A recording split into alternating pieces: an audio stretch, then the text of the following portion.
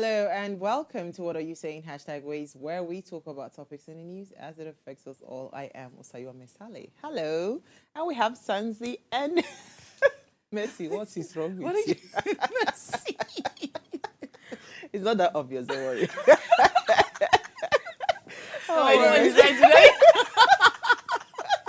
This is how we're starting the show today. Oh dear. That's how we're starting. It's an inside joke. We went there. How are you, Messi? I'm very well. I've been trying to learn the new national anthem. I don't even know how we do. Just prepare yourself. I don't even know what that anthem sounds like. Yeah, because I was never there when they sang it. I only sang the national anthem that we all know from primary school. I wasn't born that time. I don't understand. So I'll now go back. Even instrumentally, they'll now go back. Me. We have a lot of work to do.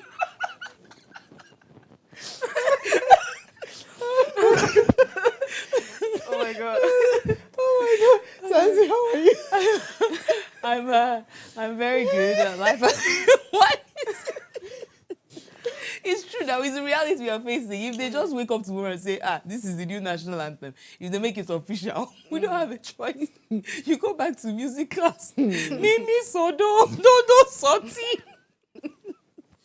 But yeah, lately I've been good. Life has been busy but productive, and I'm just grateful for a lot has been going on, and I'm good generally.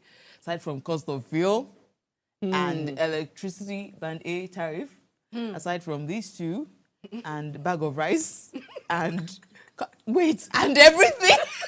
I was going to tell you that there's no ending in sight for that list that you are listing, so just don't even bother.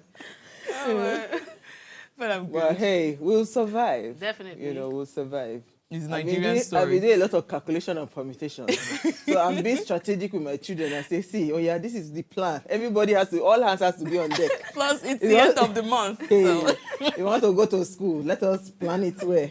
We have to be very intentional. Honestly speaking, I think it's also the time where people need to go back, reassess, reevaluate, retrospect, do all of those things, then come back and say, okay, yes, you have to be very intentional. So leave room for zero errors, because every error is expensive. Yeah, it's going to cost you a lot. I have paid today. I mean, I've been paying.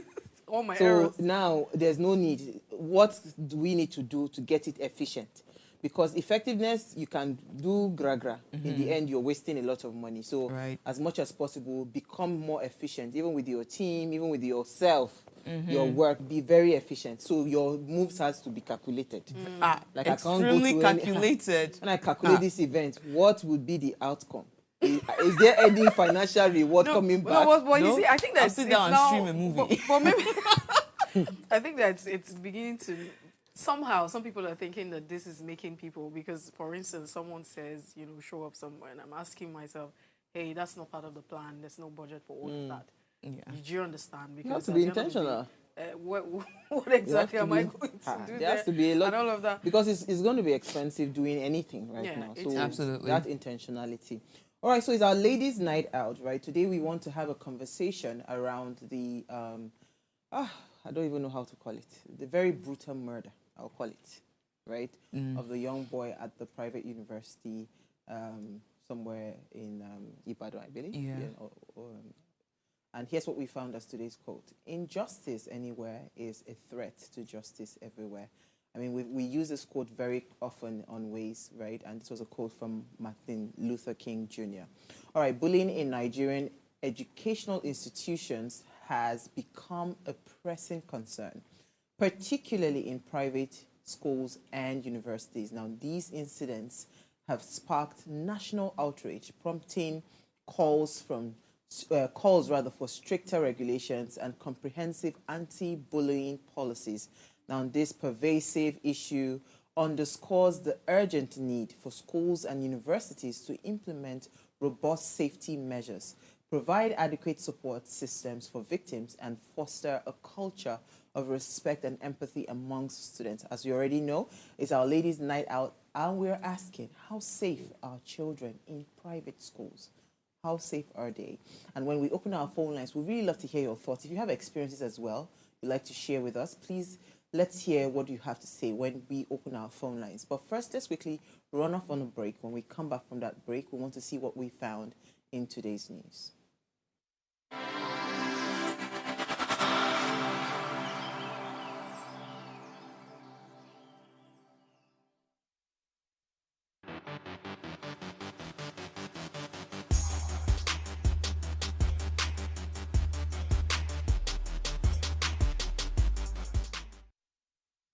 All right, you're still watching Ways. Now, Menstrual Hygiene Day, observed annually on the 28th of May, aims to raise awareness about the importance of good menstrual hygiene management globally. Now, of course, breaks that happens, the taboos, and also promote open dialogue about menstruation. The day highlights the need for access to sanitary products, clean water, proper sanitary facility, advocating for policies that support menstrual health, such as eliminating taxes on menstrual products and improving access for marginalized communities. Activities include educational campaign, product distribution, advocacy events, and research to gather data on menstrual health practices by focusing on health, education, and empowerment. Menstrual Hygiene Day strives to ensure that women and girls can manage their menstruation safely and with dignity. Wow. Very, very important day. I agree. And honestly, I believe that sanitary pads should be free. I believe it should be free, or at least one of those things. If government is looking for what to subsidize, subsidize sanitary pad, because it's a necessity. The same way everybody needs water. The way you need oxygen to breathe. Yeah, because literally, okay, look at how much percentage of Nigerian youths are young. We have a lot of young people in Nigeria, and at this point, I think male and female are probably, we have more females than males. So they say, but we're not sure of those statistics yet. We're not sure. But we have a good number of census, so we will know. I'm tired have of a good guessing. number of girls. Yeah, and so imagine and women. So I have my sister's nanny. I think the one she uses was about 400 at the time. Right now it's 800. The brand that I use, that I used to buy for for 223 or something. Right now it's 48 or thereabout. I'm like, come on, make life easy. And that's why a few people have become very innovative. Today I saw, was it today or yesterday, I actually saw a panty that you just wear it. It's actually for menstruation. Yeah. So it's meant to you just wear it. It's reusable. I know one of the ladies I attended an event with many years ago. I'll try to reach out to her.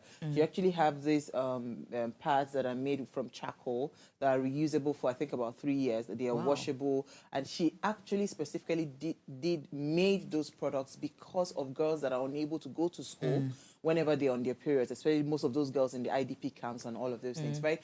I mean, menstruation is not something, now with the boldness, when I go to supermarket, I will grab the pad, I will put it like this, be looking at me. I'm sorry. Because again, I want us to be comfortable. I teach my sons that women bleed every month, right? We bleed, and it's a necessity. So many things happens, right?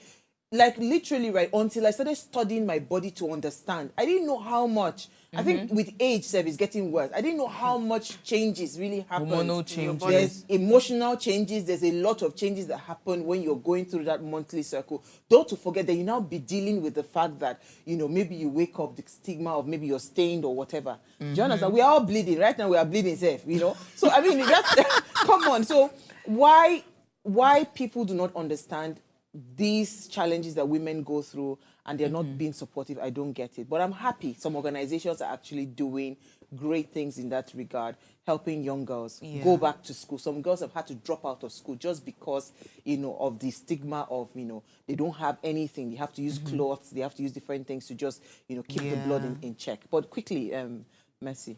Well, I think that we have not had enough conversation around this area for one of the things that you've mentioned, the issue of we not being comfortable to talk about it. I think it's also the same reason why we're not comfortable about talking about sex or even saying the word sex, because we feel it's a taboo, and same reason we're not comfortable about mentioning body parts. We like to describe them differently because we think it's a taboo. But, you know, it's a good thing that days like this we can, you know, highlight and talk about the need for us to talk about this. I'm hoping that we can actually have content, because this is, you see a lot of content chunked out outside there, right?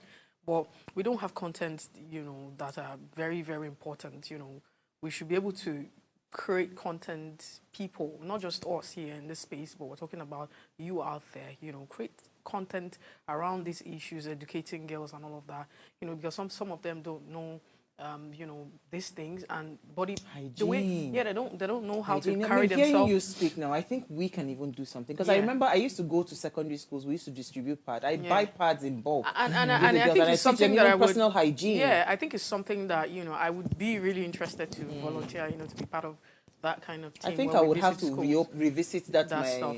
You know, because right now you have girls who are, you know, children. You would still call them children because they're children until they're open to 18, has been recognized by the Constitution. Now you find out that some of them don't really know, you know, they're out there and then they begin to experience this, you know, monthly period and all of that. They don't know how to carry themselves. They don't know, you know, the I personal think we'll hygiene. All of this definitely do involved. something around it. And sometimes we think that we leave this, a lot of homes and families are way too busy these days, you know, to even look at their kids and know what's going on. Sure. So yes, I think that all hands must be on deck on this Absolutely. particular one. And we're ready to, you know, be part of this. Yeah, Absolutely. well, do we have enough time? I think I was going to just Quickly mention something on that. You highlighted something that is so important. I mean, we educate a lot of ladies on taking care of themselves, but I don't think we educate enough men that this is the reality of what women go through. And so don't get disgusted. I have a story, but there isn't enough time to share it. That the fact that if you want children in the future, better learn to embrace this process, because this is the process that gives birth to those children you want to continue your bloodline. So you can't be disgusted about it. And I remember when one time I went on a date, and rivers, you know, when rivers of living water just gush out of you, like, oh my goodness, I did, you know. And so it was, I never met that guy again because the disgust on him, the fact that, you know, I got stained and wow. I was like, there is no way I'm ever talking to you again. If you can't handle this, be going. You know, we need to train more men that embrace the fact that this happens. And when you see a woman who is going through this, don't laugh at her. Find a way, give her a jacket or help her through, help her out. Thank you. And I want to just say, because both of what you've said, I have seen great men. When they help the woman, they wash, they clean up. So those great men out there that support women, especially when they're going through their monthly cycle, you are the real MVPs. Please keep up the good work. And the truth is, women, we bleed. So just help us. To help ourselves. I try not to go out. I try not to go out think that you have enough blood to do My this darling. before you pass out. My darling. All right, so quickly, let's run through our what's in the news. Let me start with you, Mercy. Okay, so I'll just, I think that this is no longer news. It's been on there now. We're just hoping that just maybe the president would give accent to it, or he will not. He better give his not. accent to it. We don't know where that stops. It stops on the decks of the president himself. I don't know if the president will be excited to, you know, go back to singing the old national anthem, Nigeria We Hail Thee.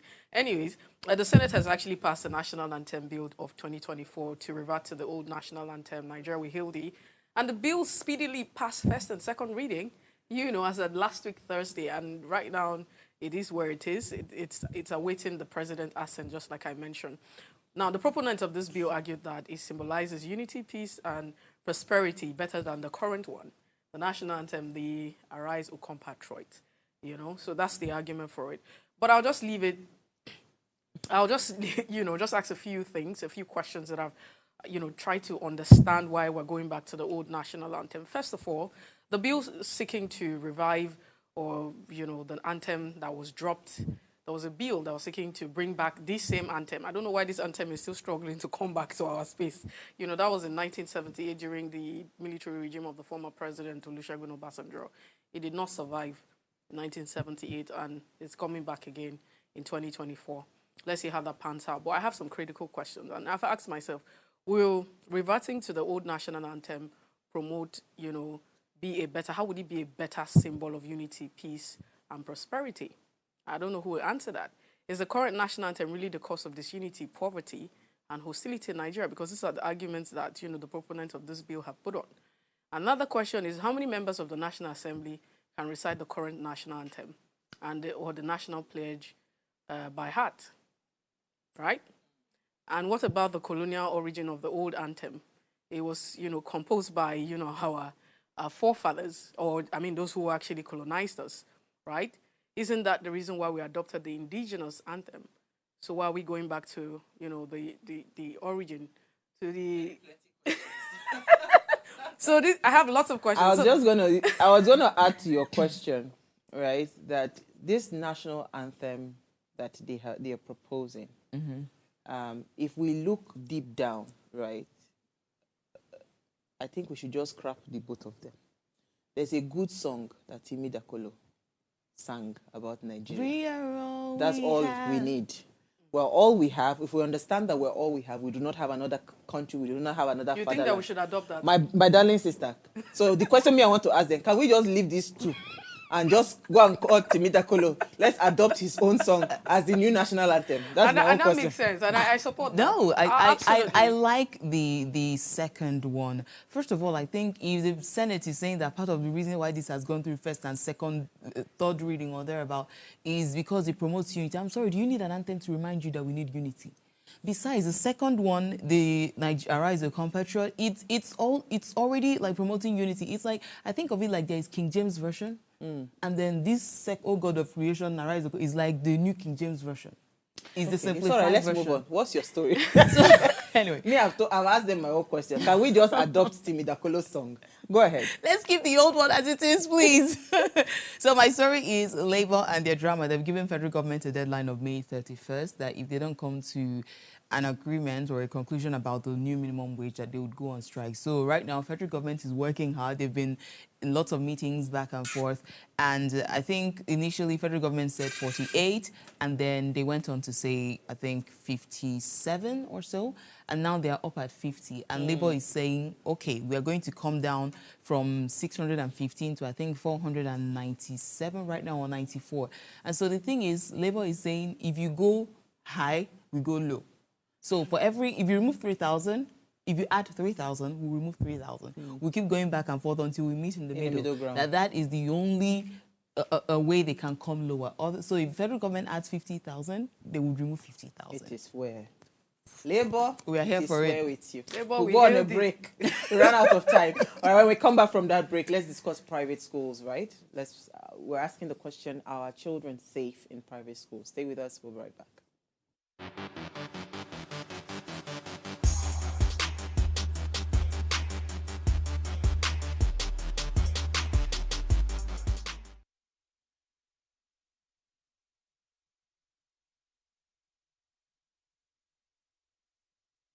One other factor that has fueled this inexorably is the almighty C in the room, in the compunction.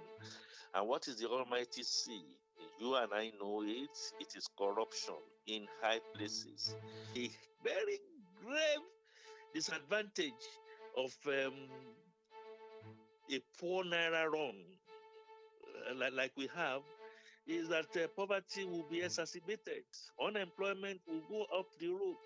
You know, as a matter of fact, historically, as a student of economics, evidence has really confirmed that the trajectory of the poverty that I have just stated to you in Nigeria correlates loyally to the curve of the depreciation of the naira.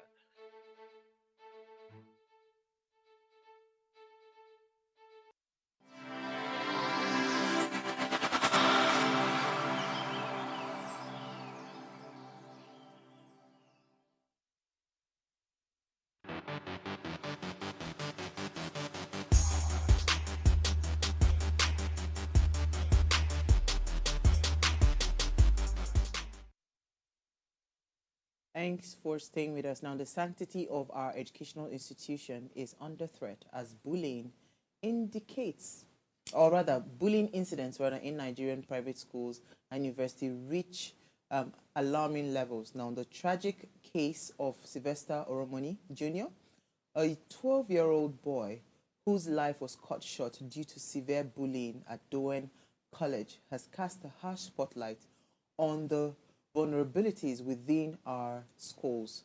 Coupled with the recent shocking assault at Ajayi Crowther University, it is evident that urgent measures are needed to protect our children and ensure their safety in learning environment.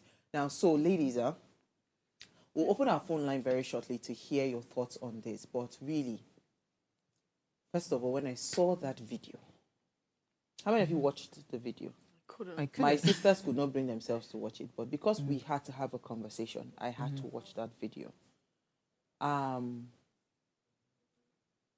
Why do we have a problem in this country, especially when it comes to conflict resolution?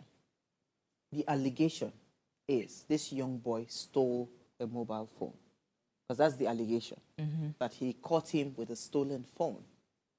And that is a conflict that needs to be resolved. Why do we think it is okay? Do you know that jungle justice? I think anybody can go and try to counter this I'm about to say.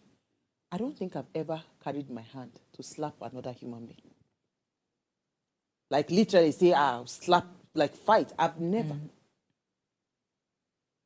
Not to now talk of somebody that you do not even know the person's medical condition. You don't know anything. Then you now pick up a whip. It is alleged that this boy was whipped from 6 p.m. to 10 a.m. the next day, where he finally died, passed out and died. So tell me, please, what is the problem? And how safe are our children in private schools? So the thing is, I remember most parents, not that I remember, it's a norm right now. Most parents run away from government schools because they say government schools doesn't equip my child well enough to handle the world or to be valuable in the global village. And to a certain extent, they might be right, given the very terrible states that Nigerian government has relegated the government schools to. So private schools are more expensive. Sometimes parents have to cough out money to put their children in those schools because it is believed that they have more time, they have less number of students, which helps them to pay more attention. But this trend of we are having more trend of people bullying. Remember the one in Abuja too? The girl that was repeatedly being slapped just because, I think based on the conversation, it's like she said somebody's boyfriend and she's asking who is this boyfriend. Yeah. And she was being slapped repeatedly. And these are people just like you, your age mates, your schoolmates, maybe a set higher than you or thereabouts. And I'm thinking, is it that our private schools have gotten to a place where they just care about the money? Because you don't have as much students in your school as a government school. And we don't see most of these cases happening in government schools. We see more of it happening in private school. So is it because private schools, because of money, they've grown into that system of hierarchy? Do you know who I am? Oh, this person's son, you don't touch them because their father is this and is that. So whatever they do, is it like people pay money to shut them up? Or I'm not quite sure. I personally have a lot of questions around it as well. So I'm honestly, I don't know. So from what you said, let me come to you, Mercy, because now, do you think it's a problem of the private school, or this is just a symptom of a larger problem that we have in Nigeria? Okay, the story I was going to take was the young boy that was caught with 17 ATM cards, right? This person was caught with 17 ATM cards. They would have easily lynched him. Do you understand? But somebody has said, no, let's leave him and let us take him to the police station. Alu 4 is still very fresh in my head, especially when I decided to go and watch that movie. I cried so hard, my chest was pounding. You know, maybe these things are kind of like close to home for me because I have boys, right? And I feel like most times when we see things like this, I think boys are more, victims of these things like that. So that Alu 4 thing, like for days, I was having pain in my chest just because of that movie. Like I was trying to picture myself being the parent. You understand? If anything happens at all, even if the person stole, what is the worst you should do? Do you understand? Call the police. Do you think this is a symptom of a larger problem, or what do you think the problem is? And do you believe that children are safe in private schools? So I think that, literally, in the course of having this conversation, we've had like two issues. We're talking about the issue of jungle justice, and we're also talking about the issue of bullying. So now there are two issues. But I'd like to start from, the first question that you asked, resolving conflict when issues like this. There was the issue of allegation. Everybody needs to understand that taking the laws into your hands no matter wherever, no matter where it is that you find yourself, whether it's in the family setting, whether it's in your house, between your brother, in the compound, in the school, wherever it is. Everyone is presumed innocent. That's what the Constitution says, until they are being proven guilty. Absolutely. And so if someone is caught in, in the case of saying, oh, this person is a thief, it is expected that you don't take the laws into your hands. We understand the fact that we have lost trust in the judiciary or the system to provide justice. But that's why we have a government. That's why you have the people. It is not in your powers to take the laws into your hand, to begin to beat them, to begin to hit them, to begin to act, in all sorts of inhuman ways, towards the person. Because in most cases, just like the Alufo, they were innocent people. And a lot of innocent persons have lost their lives. So jungle justice has never solved the problem. It just, it still takes us back to as though we're living in a stone age. This is 2024. We live in the 21st century. It is totally wrong. And even within a school setting. And that's why I'm hoping that justice should be meted, because the case cannot just entirely just go off like that. Someone has been murdered, and those who are involved would have to pay for it. There should be made to face the law, because you have a school, and every school has, you have to go and report to the appropriate authorities. This is you assuming. I'm not this even. This is you assuming. Because every school should. Should have. Every school should. And that's why, so that's in the aspect of, the issue of, taking laws into our hands. Whether it's in school, because people are taking laws into their hands every day, every other time. I've seen a case, I've been to a scene where a person was burnt to ashes. Oh dear. Burnt to ash, if you like to say, literally, they burnt them. And I found out that there were security personnel around there, of different, not of the police exactly. And, by the time I got to the scene, it was late, and it was so, I don't know how to explain it. You watch another human being burned to death. And they said, no, let them just burn. We're not living in a stone age. We can't continue like that. But also the issue of safety of our kids, whether our kids are safe. It's a collective responsibility. It's a responsibility that we cannot just leave to the schools alone. But of course, the schools must ensure that they create a safe environment where the children can actually, all the kids can be safe, an environment where they can be safe. And that's why for a school to actually exist, schools don't just exist on their own. It still brings us back to the fact that whether it's government institution or it's a private institution, they ought to be regulated. You have, the ministry. You don't just, you remember the case of this girl that died again? What school was that again? One of the schools where this girl was electrocuted and, she passed. Yes, Chrisland. You remember that case? Yeah, I grew up in an era where schools were created. There was nothing like when I was going to have my inter-house sport. We don't travel to another facility to have inter-house sports. The environment you create in a school, you have space within the school. Standard space, environment, sporting facilities. Everything was in the schools. Students didn't have any business to travel from one spot to the other, whether you're going to transport them, from the school. Even when you were going on excursion, it took a lot of signing and approval before you could leave the school premises. You can't just, say, oh, because we have access. Now, these days, because we are building properties all over the space, schools are now being built. If you see some of the schools, they are struggling in one space. There's no space. Yeah, converting a 3-bedroom duplex to a school. To a school. And so when these people, who are the people granting license to all of these schools? That's the question. We cannot take out the government from the equation. We cannot take out the family from the equation. We cannot take out the communities from the equation. We have succeeded to raise, monsters. That's what we're doing. We're raising monsters. We're raising kids who no longer have human feeling. There's no empathy. We have failed as, a society, as a people. Families have failed because all of this is a function of failed families coming together. Because for what reason? Did you also see the video of that kid who pushed the other one and fell and, And her neck snapped. And this is not even in Nigeria, because the one that they were trying to fight, and the girl pushed the other girl, and her neck snapped. Thankfully, I saw the video that eventually that the girl survived, even though she was bleeding. I thought she had died. So I want to bring up certain things that you have raised within the course of the conversation, because again, you see, parents, I think, are the enablers of private schools to continue to do the rubbish that they are doing. Do you get what I'm saying? So I'll give you an example. A private school now, you see, I saw a very massive billboard under somewhere. I won't mention it just to save the face of the school. JAMB 315. they put all the JAM results of the school. So parents are focused on just academic performances. Okay. When they are selecting schools, they want to see, okay, how is the school doing academically? How is the school doing, in terms of like maybe the alumni and all of those things. Parents do not particularly pay attention and ask questions that pertains to the safety of their children. You don't ask about the bullying policies that is within the school. What are your anti-bully policies that you have in place that is documented, that I can see that these are the policies of the school? You don't ask questions around the safety policies within the school. You don't.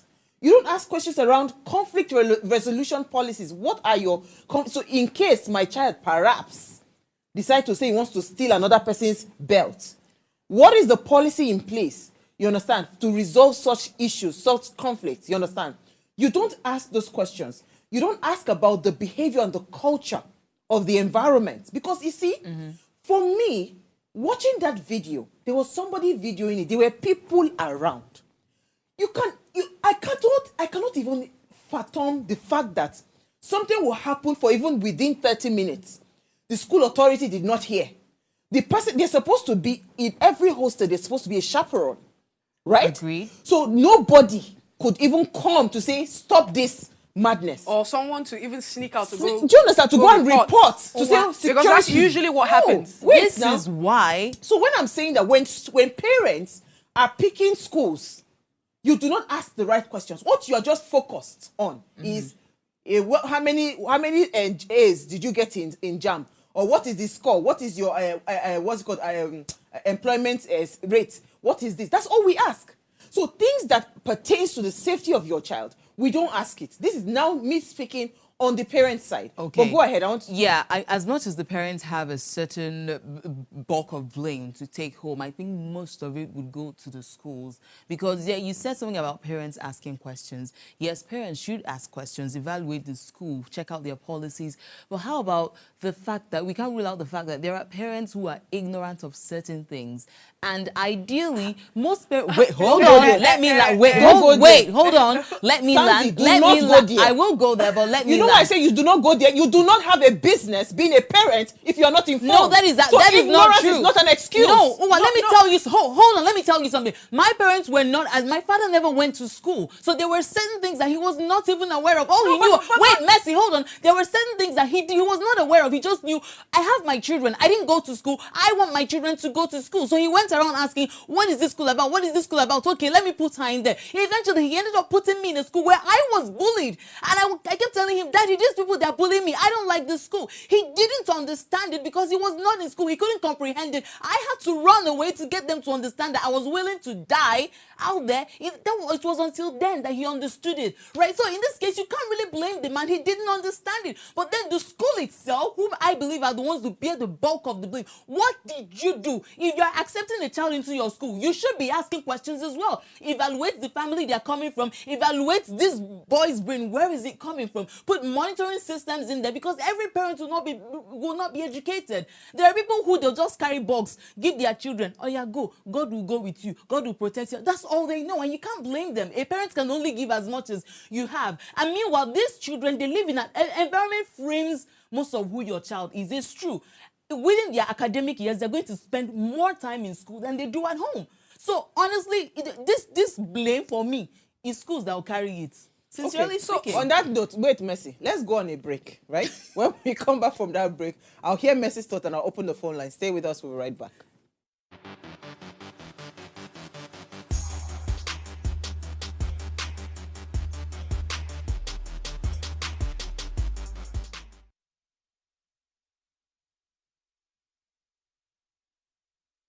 Really, I mean, because this is something that touches Nigerian foods. I know that a lot of people say, "Oh, with Nigerian foods you can still," but I find that a lot of Nigerian foods are very heavy on carbs, and it might not necessarily aid your weight loss journey, number one. So I'm trying to look at the flip side of, okay, if you really, really want to say, okay, you know what, I want to be quite intentional about my food, I want to eat right, I want to have XYZ protein, and you may end up spending way, more than, you budget or more than you can even afford. That's on one hand. Then on the second hand, you talk of snacking, healthy snacking. Really, snacking. I don't know the snack. That is it gala or is it munchies? Mimi. Your problem what? is No. I'm just saying generally. I mean, because even I'm trying to look at the cost effectiveness of it. You want to snack on apple. Apple is like 500 naira or how much now? No, really. I mean, because this is something that touches everyone.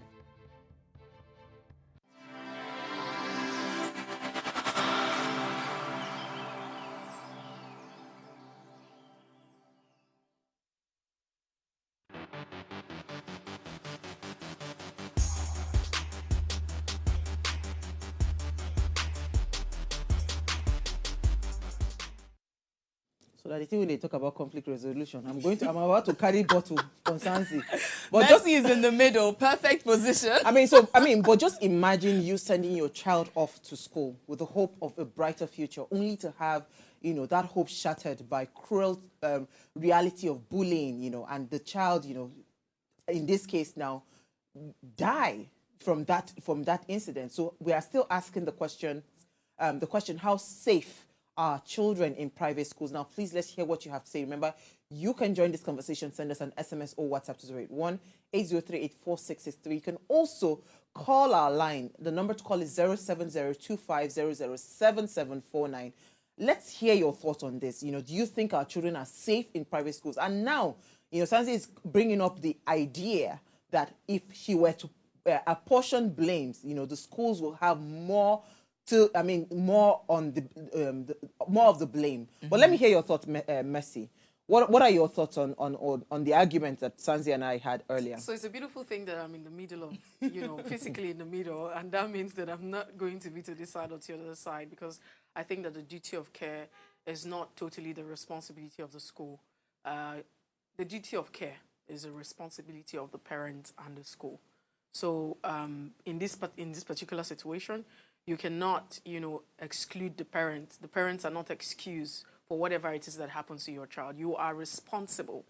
I'm sure that we're very conversant with the fact that, ignorance is not an excuse. I'm really sorry, but that's the truth. We understand that, there are times and all of this, but it is not an excuse. Especially, now that, we're evolving. We live in a system where they're evolving. It's important because for those who I don't have a child, I don't know what it feels like to have a child, but I can only imagine what it would feel like if you lose a child that you've had. I can see the drama because, I'm around people who have kids. I know what it is to lose someone. So I can only imagine what it feels like.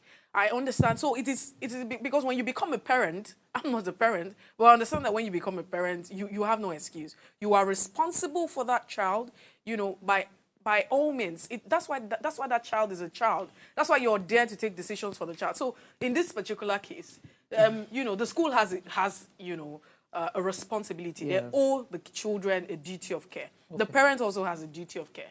And it's in both ways. And when we also talk about safety, I know that now we're talking about bullying in terms of, physical bullying, but have we also talked about, the sexual abuse that goes on? Like literally, that's right? also So another one. There is no end in sight when it comes to, child safety. And that's why I say that for every school, let's not keep giving excuses. When parents begin to demand for certain kinds of documentations, apart from academic performances and all of that, these schools will sit up. Do you understand? These schools will sit up. I've been in a school where a principal used a stick that had spike and flogged my hand, and it poked my skin and I was bleeding. By the time I went back, by the time my father came back for that principal, he never tried it again. If he sees me coming from the right, he moves to the left. Because parents need to start to exhibit some level of madness. Do you understand? Because this is your life. Do you know what it takes to raise a child up until this age? Even if the child stole.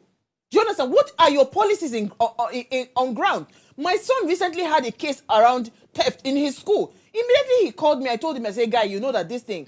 So I am a parent that is aware. I am working hard every day. I am studying. I am becoming more informed every day. Parenting is not because you can have sex and have a child. If you don't know if you don't understand parenting, right? You don't have no business bringing children into In this the world. same So way let me tell I you, am that's what I'm saying saying that- no, I'm trying to tell you something. It is not an excuse, right? If parents begin to demand, these schools, they are only giving parents what they want. So let me tell you something. Have you seen schools that talk about ads? They have advertisements that are talking about the bullying policies in place. No, they only tell you that, oh, they have a fully equipped science lab, fully this. That's all they promote. So I'm saying that let us start to consciously demand other things other than academics that will keep our children safe. Because if we do that, that is only when these schools will sit up. And it is the same energy, you know, this thing you're saying, because I remember when you started this conversation, you were asking me if this was just a piece in the pie or it was a larger thing. It is a larger thing. It's the same thing that we're talking about our country. We're saying that we need to be involved, you know, in the governance. We need to be involved. We need to ask questions. We need to hold our leaders accountable. And you have a point in saying, yes, we need to hold them accountable. But I also want to speak to the fact that I want to speak to your own experience. I'm really sorry that you had to go through all of that. I can only imagine, you know, the pain and the trauma that you probably, you know, would have had to, you know, deal with even up until this moment.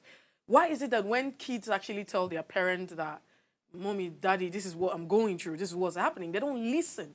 They listen, but they don't believe them. They don't take further steps to ask again. Why do they do that?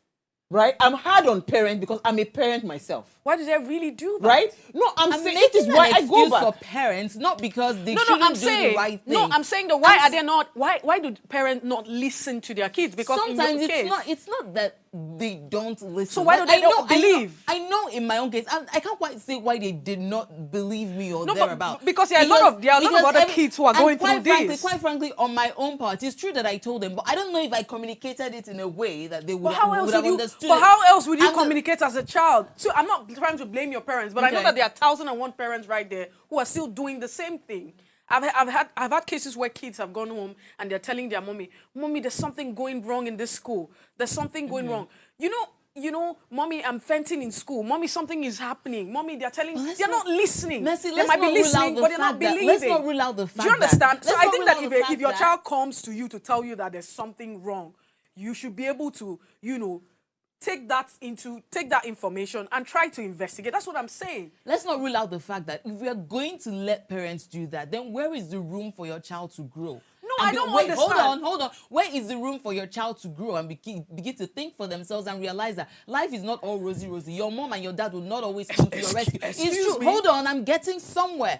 Okay, because if we're going to make it a case of if anybody looks for my trouble, oh, Mommy, somebody look for my trouble. The next day, oh, Mommy, somebody look for my trouble. Then you're building your child to be overly dependent on you to solve your problems. So they would wait until they got beaten and they died. No. Children should continue to wait. They should be bullied until they are killed because they are trying to be there for themselves. I'm saying that as much as, yes, you should tell your parents about it and parents should interfere, but there should be that balance of don't be too quick to intervene, except depending on the intensity of it. It's true because you have to let your child grow up for themselves. It's true. In the case of bullying? I'm not saying that there are rates of it. Sometimes it depends. Some people have different interpretations of bullying, right? And sometimes you can find out a child will go and look for trouble. And you now come back. Maybe you look for trouble, you don't have enough energy, they'll beat you come back and do what? You say it's bullying. So in that case, if that parent now ties wrapper and goes and says, what did you do to my child? In that case, you're just being stupid. Because it's your child that's the problematic person. So there are different angles to this thing, but I'm telling you sincerely, yes, parents have some blame to carry home. I completely agree. But I think the bulk of it goes to the school. The same way you say that you don't just have sex and pop out children and that makes you a parent. No. In the same way that you just don't have money enough to build a school and go and bribe somebody or whatever you do to get a license to build a school, and you come out and say, oh, I have this school, it's the best in town. You employ the first set of teachers that you pay whatever, and then the next time you downgrade it and start paying them peanuts, and that makes you a school. No, there should be rules and regulations. Okay, so you should be aware that these are people's children you are investing and impacting into their lives. So let us speak to the responsibility of the government, because here in the case again, this is also a failure on the part of the government, and that's why people are calling on the governor of Oyo State. I mean, the same thing they talked about the Sylvester Romani boy. You know, that thing is still very painful to me, because that boy had no business dying, right? So many other cases, they have no business, children have no business dying in schools. if we start to have government, what's it called, policies. So if the school have refused to standardize their school environment, then let us have government standardize it for them. Do you understand? So I get it. I get it that yes, things are going haywire right now. Government do not have the schools to give alternatives. But if you cannot provide the school, at least provide certain standards. But we have Nii on the call. Thank you for calling. Good evening. Well, this idea of bullying is all over now, even at the university level. The secondary schools are more pro. I had a child in the school in Ogun State. I don't want to mention the school. It's one of these schools. When I learned of the issue of bullying, I have to take my boy away from the school. Even third time, I took him to another school. You see, parents themselves need to wake up. You don't wait until your child dies before you take action. I knew quite well that if I report to the authorities, they may not want to act on time. And I felt, look, instead of exposing my boy to danger, I better decide to take him away. Even when I was taking him away from the school, there was nothing the principal didn't say. I said, look, I have made up my mind to take this boy away from here, that if at the end of the day, he wants to go to your university, come back to the university, but not that school again. So the parents need to also wake up. Thank you. Because thank you so much. The school. It's one of the big schools in the You don't have to mention it. It is everywhere. Thank you so much, Nii, for that call. And Sanzi, this is not trying to put anything on your parents, right?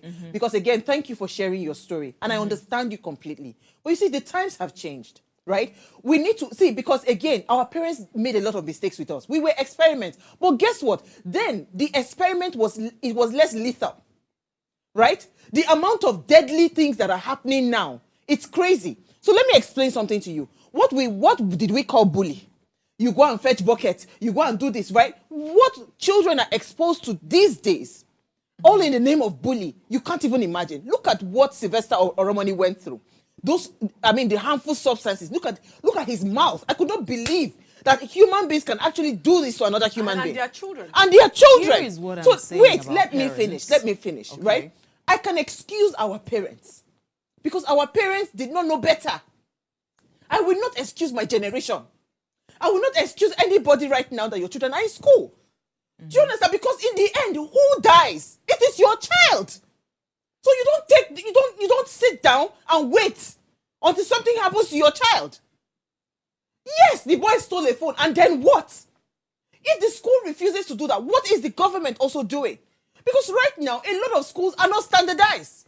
And the reason they get away with a lot of nonsense that they are doing is because we don't even have a better option in the government side. Right? So parents just go with the flow. But if we have to keep doing that, parents need to wake up. And that's why, and I get the point. I get the point that she's saying. I get the point that you're also saying. And like I said again, we can't just leave it to the hands and just hold our hands and say, hey, we're just allowing everything to the school. You understand? I always have to blame the family. I blame the family for the dysfunction that our society is faced with. I blame the family for the kind of human beings that we are raising these days. The kind of kids that we have. It's a parent that raised that boy. It's a parent that is flogging that child. It's a parent. That's what Listen, I'm saying. hear me out on this table. It is true. Yes, parents may have that, but the reality is a parent cannot give more than they have. It's true. And we're saying that that's not an excuse. No, you can't tell me that's not an excuse because hold on, wait, because hear me out, you have a responsibility. So if I raise I have a responsibility. Do you know that it is only in Nigeria that we act randomly and give excuses and get away? I agree that I have a responsibility. Let me tell you the abuse that goes on, the kind of neglect. And that's why when Nigerians leave this country, they go to prison, they are in jail. And sometimes I don't feel sorry for them. So you call it neglect? Hold on. Yes, hear me out. Negligence. You call it negligence. It's called you have a way, duty to care. Can I make a point? Can I make a point, please? Go ahead. Please let me land. Sorry, we have a call. Okay. Hello. WhatsApp. Sorry. Because if we're going to call it negligence or whatever, there are certain, don't forget, environment is different. Most people are a product of the environment. The same way that you would have a young child and you beat that child. Why? Because you want to discipline them. To you, in the society that you grew up, this is okay, this is allowed. But take them to a Western culture and you beat that child. Guess what will happen? Social security will come for you. How dare you beat this child? That is the environment they exist inside of. So a woman has a child, maybe grew up in the rural area, she doesn't know any better, and to the best of her ability, every local training she has in this world, she has poured it into that child. And even the school, she may have done she may have done her research, and now she's like, okay, they say this school is fine. Okay, within the best of her judgment or her ability and the research she has carried out, this school, she rates it okay. And so she takes her dear child, puts it in the school. Why? Because I want the best for you. I want you to achieve better than I have. And then she puts the child into that school. Maybe as a border or thereabouts. So for the next 3 months, you're entrusting that school to take care of your child. And now the school betrays you. Why? Because they do not have policies. And you can't blame the woman. She did her research. She did everything she needed to do. No. Don't tell me she didn't do her best. Best is relative. No, I didn't say hold on. You said she did her research. I said she did her research. She did not do a complete research. What do you mean she didn't do a complete research? Because if she is doing a research... People are limited. You can't tell me. The same way you're here now and you believe you have all the knowledge in the world. I don't have. No way. But to you believe you've done a reasonable... You put your son in school, Abi. You believe you did good research before you put your son in that school, Abi. Tomorrow somebody wakes up and tells you, did you not know this and did you not know that? Would you say you didn't do a good research? How come that information skipped you? Does that make you an irresponsible parent? No, it doesn't. It just means that to the best of your ability, you did the research that you could. Unfortunately, we are not AIs. We don't know everything. We are not chat GPT. And at the end of the day, something could happen to her that leads you to, okay, let's say there's a school that someone comes out with a gun and starts shooting everyone. You now come and tell me, it's because this school does not have a track record. Or let's say Dana Air that crashed. Tomorrow, parents put their son inside Dana Air to fly. And you now tell me, no, you should not have done it. Don't you know that Dana Air crashed on what? No, I'm not missing it. I'm getting to somewhere. And I'm rushing because we don't have enough time. We have to take this message now. It says, good evening, my dear beautiful sisters of What Are You Saying? #ways. How save our children in private schools? Parents are always in a hurry to take their children to private schools, but are not concerned about their welfare and safety. I am not against private schools, but things should be done decently and in order. My dear beautiful sisters in the studio, or beautiful sister in the studio, made mention of the duty of care of parents and teachers, which I agree. My dear beautiful sister Uwa made mention of how she was flogged mercilessly in school, and the fact that your children in private schools does not mean they should become hooligans and hoodlums. Generally, I'm not in support of bullying a child without tangible reason. That is a deliberate wickedness and should be abolished. Private schools are safe if only children have good people or chaperone to take care of them with proper monitoring. That is my own take for now. My dear beautiful sister Sandra, nice having you back on the show. Miss you lots. My name is Daniel, your regular fan of Ways. Thank you so much, Daniel. Thank you. I came back to fight. Thanks. No, but at the end of the day, see, the thing is, I have, so it feels like I'm a moderator here right now. I'm trying to tell people. I'm supposed to be the moderator, but I'm not having. Sandy is missing the point. No, you're missing the point. No, you are actually missing the point. I'm saying to you that it's not that she said something that she has excused. This is what she's saying. She's saying our parents didn't know better. We're in a time where we cannot make excuses. We're in a dispensation of information and knowledge. We're in the dispensation. And I understand where you're coming from. You're saying that we cannot be too careful. But we're saying, can we even do the bare minimum? Because we're not doing it. So let me explain something to you. You said something that the old woman has gone to do research. And I said, yes, she must have asked questions. Or is this a good school? I'm saying let us change our questioning. What makes you a better person is not the fact that you do not know. It's that you're asking the right questions. And I asked you. And I'm saying to you, listen, Sansi, I've said to you that several times, that is why you see adverts around schools. They focus on the academic performances of their school students. They forget about the well-being of the child.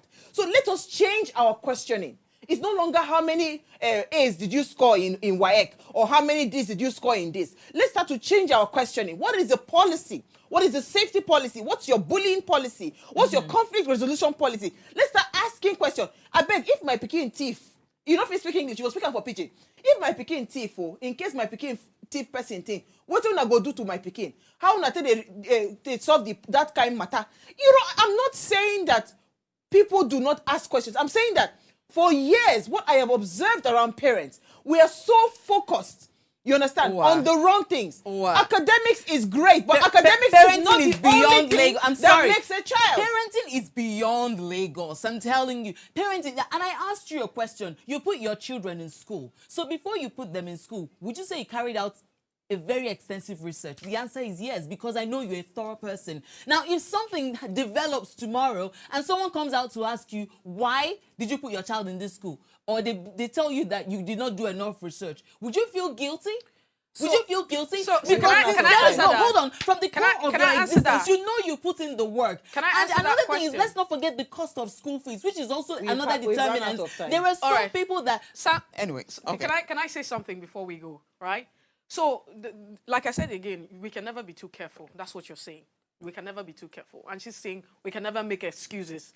You know, we need to take responsibility. We need to. Which and the as a school parent, needs to take more we of need to it. take and we need to take responsibility and we need to The go home. schools. So the thing is, there are a lot of incidents that can be avoided if we do the needful. Absolutely. Trust me, I used to tell my friends that by now I would have died. I say we need to go. If not that I avoided a lot of things. You see me, I hardly travel by road. I don't do it.